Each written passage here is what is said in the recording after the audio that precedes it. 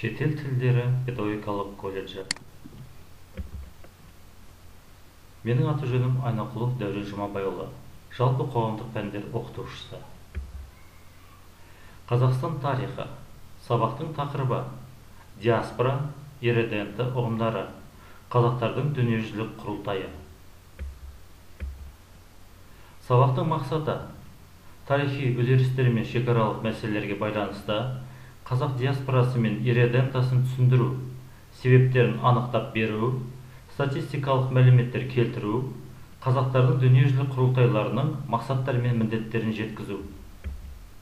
Сабақтың міндеті: тақырыпты, сабақты жоғары деңгейде түсіндіру, терминология мәнін ашу, жылтызбелік жүйе құрылымын сақтап, сатылы түсіндіру, көрнекілік құралдары арқылы білімдер мен біліктіліктерін арттыру, ұлтжандылық, отаншылдық, адамгершілік, мәдени тәрбие беруге ұмтылу. 1997 жылы 11 шілдедегі Қазақстан Республикасының тіл туралы заңында диаспора сөзі халықтың өзінің тарихи отанынан тыс жерде өмір сүретін бір бөлігі деп көрсетілген. Ирредента. Ирредента дегеніміз этностың өз тарихи отанында тұрып жатқан, алайда ол аумақ түрлі себептермен өзге ел құрамына еніп, соған байланысты сонда қалып қойған этникалық азшылық. Қазақ халқының диаспорасы ірі тарихи үдерістердің оқиғалардың нәтижелерінде 17-18 ғасырлардан 20 ғасырдың ортасына дейінгі кезеңде қалыптасты. Қазақ ирредентасының қалыптасуы. Біріншіден, Қытайдағы қазақ ирредентасының қалыптасуы 17 ғасырда қазақ-жоңғар соғыстары кезінде басталып, 19 ғасырдың екінші жартысында Ресей-Қытай шекарасын белгілеу кезеңіне дейін жалғасқан. Яғни 19 ғасырдың Пекин келісіміне дейін, одан кейінгі 1880 жылдардағы келісім сол келісімдердің нәтижесінде шешілген. Екіншісі, Ресейдегі қазақ ирредентасының қалыптасуы 18-19 ғасырлар. Ресей империясының қазақ жерін отарлауы кезінде қалыптасты. 1921 жылы әкімшілік шекараларды белгілеу кезінде жалғасын тапты.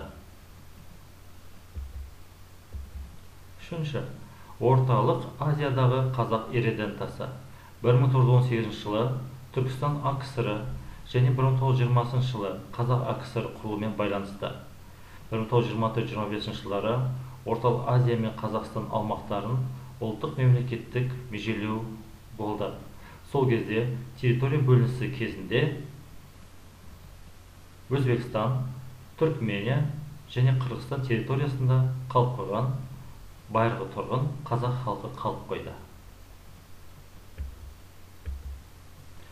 1920 жылдың 1 қаңтарындағы мәлімет бойынша Қазақстанда 18 миллион 600 мыңдай адам тұрады.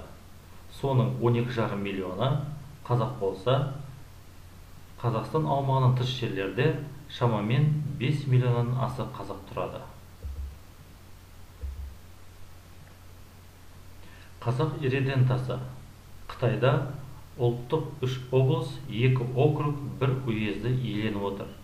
Негізгі орналасқан аймағы Қытайдың батыс бөлігі. Қазақ ирредентасы Монғолияда Баян-Өлгей аймағында орналасқан. Монғолияда қазақ ирредентасы да Монғолияның батыс аймағында орналасқан. Шетелдердегі қазақ диаспорасы мен ирредентасының пайда болуы. 17-18 ғасырларда тынымсыз қазақ-жоңғар соғыстары қазақ мемлекетінің шекарасын анықтау үдерісі кезінде болды. Әйгілі демограф Мақаш Тәтімов 1923-25 жылдары Ақтабан шұбырынды және Алқакөл сылама оқиғасы кезінде, яғни сол тарихи процесс болған кезде, демографтың есебінше қазақ халқының шығыны 1 миллион 100 мың адам болған дейді. Тек қана осы кезеңде.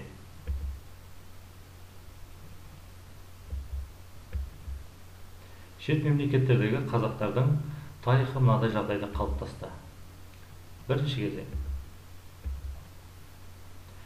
19 ғасырда Қазақстан аумағын Ресей империясы мен Цинді Қытай мемлекетінің бөліске салуы нәтижесінде Алтай өңірі мен Жетісу қазақтары Монғолия мен Шығыс Түркістанда қалып қойды. Алғаш қазақ ирреденттері осылай пайда болды. Қазақтардың екінші бір тобы 19 ғасырдың басында жаңа жер іздеп ертіс бойымен Алтай аймағына көшіп барды. Алтай тауының өр және теріскей бөлігі Шыңжаң әкімшілігіне қарады. Көптеген қазақтар үшін Алтай өңірі мен Шыңжаң аймағы өздерінің отаны болып қалды. 1912 жылы құрылған Монғолия мемлекетінің құрамына қобда қазақтарда ирредент ретінде енді. Шет мемлекеттегі қазақтардың тарихы мынадай жағдайда қалыптасты. Екінші кезең. 1916 жылғы ұлт-азаттық көтеріліс басып жанышталғаннан кейін қазақтардың жаппай ауа көшуі көшке дейін Шыңжаңға, онға дейін 500 мыңдай тұрғылықты қазақтар болды.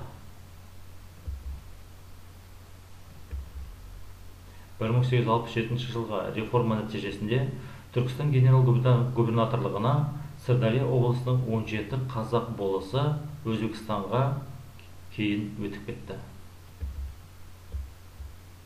Ресей өкіметінің қазақтардың жерін тартып алып, орыс шаруаларын қоныстандыруы, Сырдария облысында қазақтардың орталық Азияға ішкерлеп еніп, Бұхарға, Әндіжанға, Ферғанаға, Тәжікстанға, Түркменстанға қоныс аударды.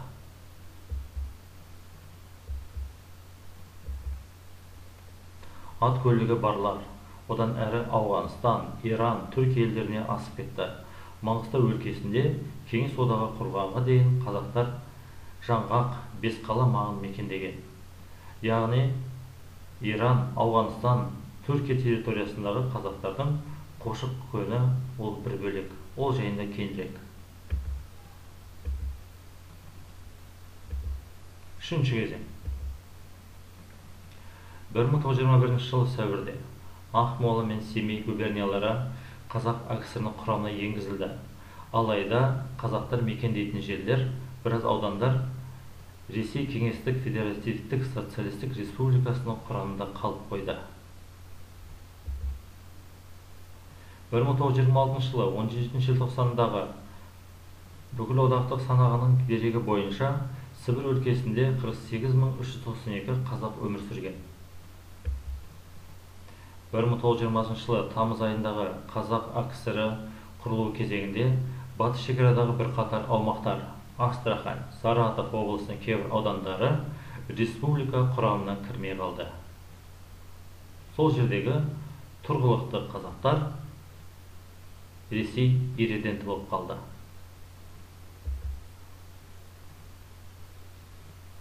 1925 жылы Астана Орынбордан Қызылордаға ауысқаннан кейін Орынбор мен оның маңындағы жерлер РКФСР-ге берілді.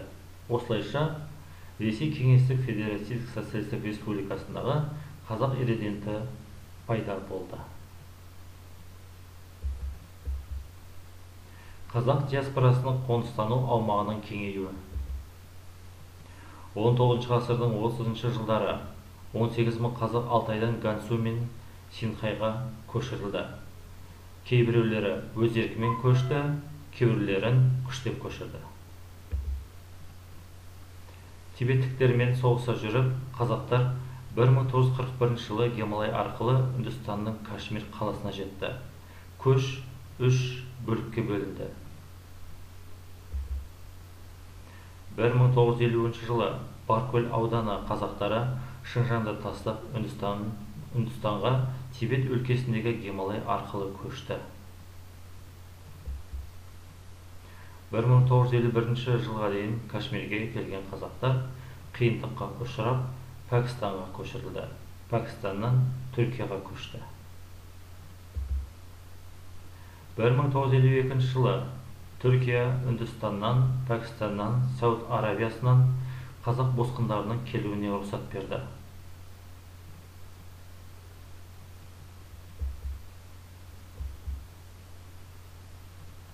Қазақтардың дүниежүзілік құрылтайлары. 1992 жылы 28 қыркүйектен 4 қазанға дейін Алматыда қазақтардың бірінші дүниежүзілік құрылтайы өтті. Оған дүниежүзінің 13 елінен өкілдер қатысты. Ресми құрылтай қонақтары 800-дей болды. Бұл кезде Қазақстан Республикасының астанасы Алматы қаласы болатын. 1992 жылы 30 қыркүйекте салтанатты жиналыста біздің бүгінгі құрылтайымыздың басты маңызы мен мақсаты бүкіл дүние жүзіне тарадай шашылып кеткен қазақ халқының болашағы туралы ой бөлісу, қазіргі тарихи өтпелі кезеңге тап болған ұлттың тағдырына көз жіберіп шолу жасау, деді сол кезеңдегі президент елбасы Нұрсұлтан Әбішұлы Назарбаев.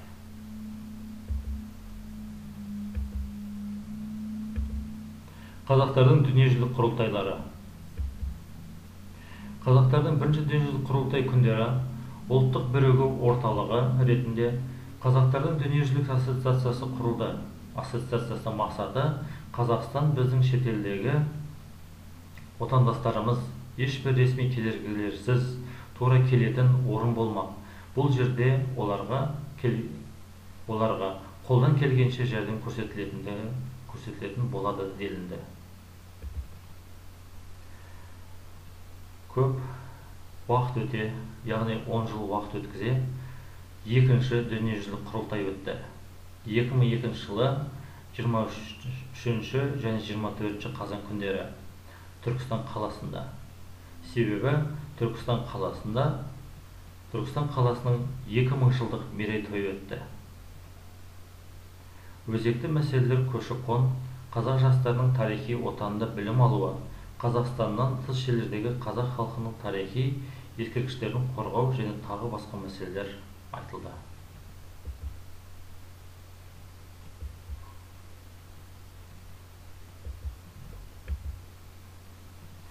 Қазақтардың үшінші дүниежүзілік құрылтайы. 2005 жылы қыркүйек айының соңында Қазақстан Республикасының жаңа елордасы Астана қаласында қазақтардың үшінші дүниежүзілік құрылтайы болды. 2005 жылдың 29 қыркүйегінде өткен салтанатты жиналыста елбасы Нұрсұлтан Әбішұлы Назарбаев сөз сөйледі.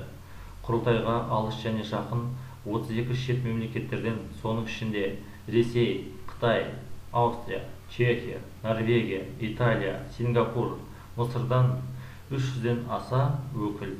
Сондай-ақ Қазақстанның барлық облыстары мен Алматы, Астана қалаларынан 200-ден астам өкіл қатысты.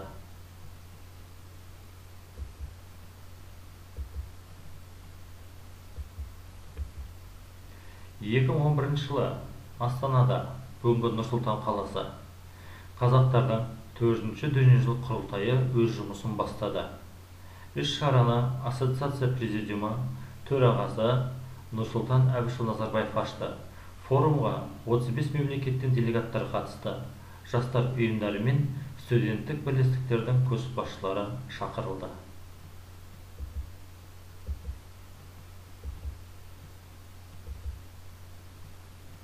Нұрсұлтан Әбішұлы Назарбаев сөз сөйлеген болатын. Ал 4-ші дүниежүзілік құрылтайы Тәуелсіздік сарайында өтті. 2017 жылдың 22-25 маусымы күндері Астанада, бүгін Нұр-Сұлтан қаласында халықаралық Экспо 2017 көрмесі аясында Қазақстан Республикасының президенті Нұрсұлтан Әбішұлы Назарбаевтың қатысуымен дүниежүзі қазақтарының 5-ші құрылтайы өтті. Құрылтайға қатысатын делегаттардың да қарасы қалың. Құрылтай жұмысына барлығы 750 делегат пен қонақ қатысатын болса, Оның 350 адамы алыс және жақын шетелдердегі әлемнің 39 елінен келді.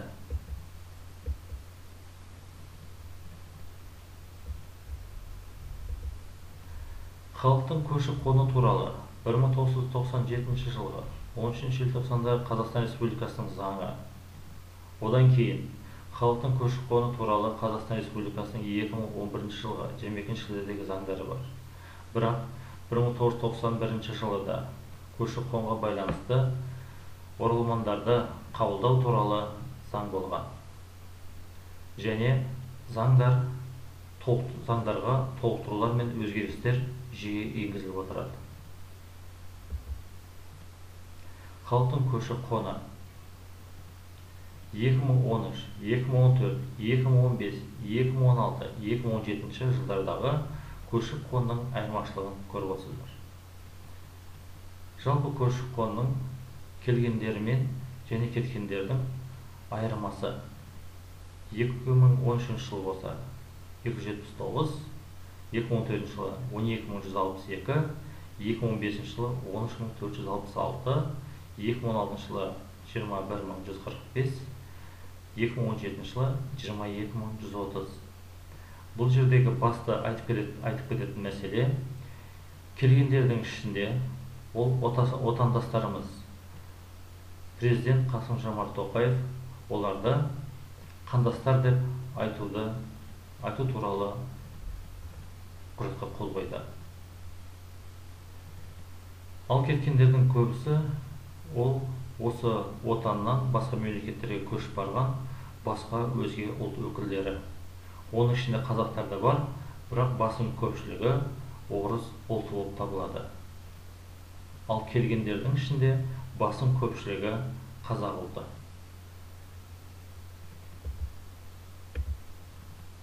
Пайдаланылған суреттер мен сайттар.